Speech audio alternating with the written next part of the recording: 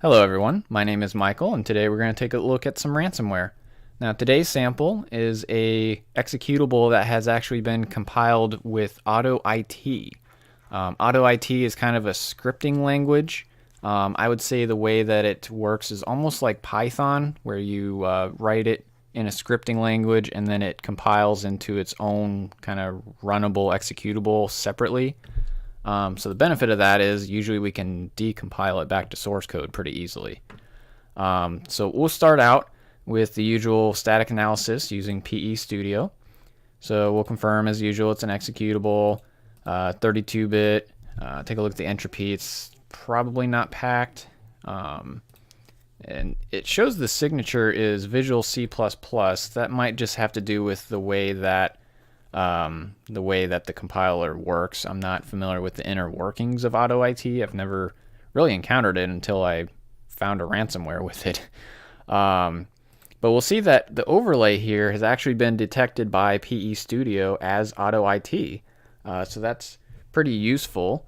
We can take a look at the version. Will actually tell us what version of AutoIT we're dealing with here. And we'll see it's version 3, specifically 3381, I guess.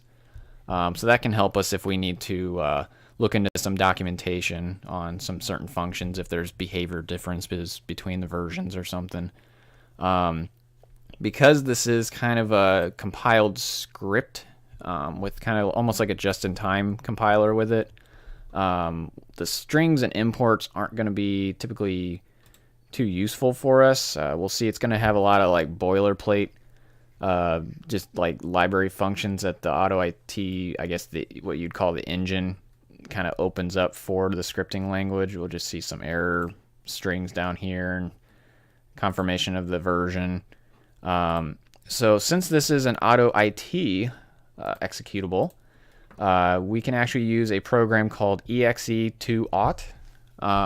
This program is actually included with older versions of the AutoIT SDK developer kit, but I believe they removed it from newer versions for some reason. I'm not too familiar with the AutoIT world, but what we can do is actually just drag the executable into the decompiler, and we'll see it gives us a disclaimer saying you should run this in a virtual box or something because this decompiler might execute part of the code in order to decompile it. So we'll hit OK, and we'll see it actually did drop some type of file, so it did kind of run a little bit. But we'll see this actually decompiles to some pretty readable source code. Even though I'm not familiar with AutoIT at all, I mean, this is pretty readable. So if we actually close that, we'll see it dropped this .au3 file. This is a source code file for AutoIT. So let's go ahead and open that in Notepad++ so we can get some nice syntax highlighting here. And we'll see some familiar looking constants here. We've got calgs, we got crypt exportable, some providers. And if we scroll down a little bit, we can see some functions. Crypt startup uses crypt acquire context. We have a crypt release context. Crypt create hash with derived key. So we're going to be using the Microsoft Crypto API again. And then, of course, as we can see here, the way that AutoIT, since it's not like a compiled, it's not compiled with these DLLs linked with it like you typically would in C++, it has to kind of do this roundabout where it opens up a DLL handle and then like raw calls these methods. So that is kind of interesting to try to read through that. But what I'm going to do is some of these functions are going to probably come into play later. So I'm going to copy them to a different file so that I can kind of have two tabs open here at once. And we're going to set this to AutoIT. All right, so as we continue going through here, we have a crypt encrypt data. That looks like it uses the crypt encrypt function. That might be interesting to pull. End of the file, paste that there. Okay, and then kind of the interesting thing is that they also leave the decrypt functions here. So literally, if I wanted to, if we find that some type of a flaw with this, I could probably just copy paste half of their code. All right, so we have a encrypt file function that looks like it's going to use that derived key, and then it's going to encrypt the data. So we'll copy that over to our other file so we can flip through these easily. And we'll kind of look into those in depth a little later. We just have some other context things here, some more constants. So one thing with AutoIT that I've noticed just in my experience is there's a lot of boilerplate code. So we'll see a lot of functions just for what you'd kind of do on a basic level on any other language, replacing strings in a file, making a temp file, adding to an array, bunch of boilerplate code. We'll just scroll through that and actually go to the bottom here. Sometimes I read these just from the bottom. And we'll see we do have some loops here where we are going to encrypt, it looks like the videos, the pictures. I don't know why they bother with the public folder. It seems like a waste. The user profile documents. So it's very inefficient here because it's very copy-paste code. But let's take a look here. So it looks for prepended lock dot from the file name, it looks like. Let's see, encrypt file. So we're going to call this encrypt file. Looks like we're going to pass it. The first parameter is going to be the file we're going to encrypt. And then it looks like this is probably the output file that we're going to encrypt it to. It looks like we're going to prepend lock period to whatever the file name is. And then these other arguments, we pass a string of 888. And then this looks like this variable probably represents the DES encryption algorithm. So let's cross-reference that with that crypt encrypt function, or encrypt file function. So we'll see source file, destination file, vcrypt key. Okay, and then an algorithm ID. Okay, so if we look back, looks like we have a static key, and it is used for all of these. So, okay, this might be easy to decrypt then. So, let's see, we take this key, we're going to follow that along. We're going to go to crypt derived key. We're also going to pass that the algorithm. Okay.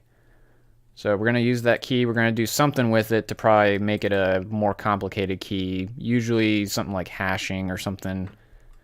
And then we pass that to the encrypt data function. Okay. So first off, let's take a look at this derived key function. Let's just follow that up here. All right, so we're going to pass it the password, which in this case is that 888 string. We're going to pass it the algorithm ID, which is des. And then since we didn't pass it a third parameter, it's going to use, it looks like MD5 for a hashing algorithm. So let's take a further look what it does here. Let's follow this password. So it looks like we're going to use crypt create hash. This is just the crypto API for making a handle to a hashing algorithm. We're gonna hash data, and then we're gonna pass. Looks like we're gonna use the crypt derived key function. Now, the way that the crypt derived key function works, it actually it uses a hashing function, and it kind of elongates the password. If I can get Chrome to cooperate with me here, crypt derived key. And we'll take a look at the documentation for this function since it's a little more complicated. So it generates session keys derived from a base data value. So same as crypt gen key, except for it's derived from a base data instead of being random. So we saw in a previous video, we looked at crypt gen key, also crypt gen random, generates something completely cryptographically random. Except for this is almost like a cousin of it that you can give it a kind of a starting point. So it's almost like seeding it. So just basically think of it like a hashing function. It basically works the same. So we'll see, we pass it, acquire context. We give it an algorithm. This is actually used later on. There's going to be some notes down there that it uses this to determine what type of a key to generate with this. Then the base data. This is going to be just our password. So at this point, the string 888. It says you need to create the hash first, and then run crypt hash data, and then some flags. As usual, crypt exportable probably. And then, alright, then we get a pointer to the key. So, let's see here. There's actually quite a bit of interesting information here. Microsoft actually tells you how they use this function, basically. So it does complete the hash. By default, it uses CBC mode, blah, blah, blah. Now, there's actually this interesting little algorithm that they use for based on what type of hashing you're doing here. So you'll see if the hash is not a member of SHA-2, so in this case, we're using MD5 from the malware. So we're okay. And it's used for either triple DES or AES. And then we do this goofy thing with some buffers and flipping some bits and XORing, and it's kind of weird. However, we're actually using MD5 and regular DES, not triple DES. So, if we were to reproduce and not use this derived key function, it seems like we don't have to worry about this. Actually, what's internally going to do is just use the MD5 hash and then give us as many bytes as we need for the algorithm. So it gives you a chart of what these key sizes need to be and all that fun stuff. And then you can get examples and such. So let's go back to here. So we have the derived key function. And we're going to... Okay, so we're going to then return that. Okay, so whatever this fifth argument here, which is probably the key handle, we're going to return that. Okay, so we've got a derived key. So at this point, we just basically have our 888 hashed with MD5. And that's probably going to be exactly what it uses for the key here. Yep. So we have a key handle that was MD5 hashed with our key we gave it. Looks like we overwrite the same variable. And we pass it to crypt encrypt. So let's do a little proof of concept here with what we know.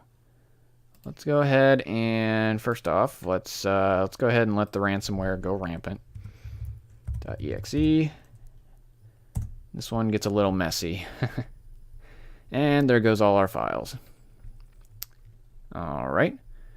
Now, something interesting I've found with this particular sample, oh, there's that wallpaper, is sometimes it actually messes up folders for whatever reason. And of course, the one time I'm recording, it doesn't. All right, so it looks like all of our files have that lock period extension, or rather prepended. And all right, so I'm gonna have to pull a fresh copy of a tool here because it encrypted it. Once again, this crypto tester tool, I have not released it yet. When I do, I'll make a video on it because it's got quite a few interesting functions. Let's go ahead and see if it took one of my oh, folder is empty. Okay, yeah, there we go. That folder got messed up. Let's go to pictures. Okay, here's one of my 0-bait files. So this originally had nothing but 0 bytes in it. And we had that static key of 888. Let's use the derived key MD5 function with DES encryption. And there we go, decrypted. And we can even further go ahead and decrypt a JPEG. We'll see this looks like a decrypted JPEG. Let's save that to the desktop. Decrypted.jpg. And there we go. So that has been a analysis of an AutoIT ransomware. Hope you found it interesting. And sometimes these will actually be obfuscated. with a bit of kind of a pain to then deobfuscate. But AutoIT ransomwares are not too popular. But hope you enjoyed this video. Let me know in the comments if you have any questions or anything, and I'll see you in the next video.